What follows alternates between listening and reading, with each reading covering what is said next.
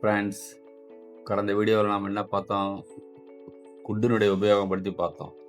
இப்போ பார்க்க போகிறது மே மைட்டினுடைய உபயோகம் பற்றி தான். மே எங்கெங்கே பயன்படுத்தலாம், மைட் எங்கெங்கே பயன்படலான்றது தான் இந்த வீடியோவில் பார்க்க போகிறோம்.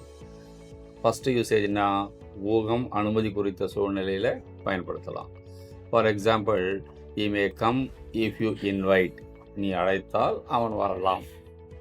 அடுத்த example, he may or may not come. அவர் வந்தாலும் வருவார், வராமலும் இருக்கலாம். அடுத்த example, that may be true one day. அது ஒரு நாள் உண்மையாகலாம். May I make a suggestion?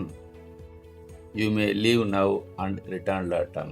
இந்த மாதிரி வாக்கியெல்லாம் நாம் மே மைட் பயன்படுத்தலாம். அடுத்த யூசேஜ்னா அறிவுரை, விருப்பம் ஆகியவற்றை தெரிவிக்கவும் பயன்படுத்தலாம். ஃபஸ்ட் எக்ஸாம்பிள் பாருங்கள், you might just shut your mouth. நம்ம பேச்சு வழக்கில் என்ன சொல்லுவோம்?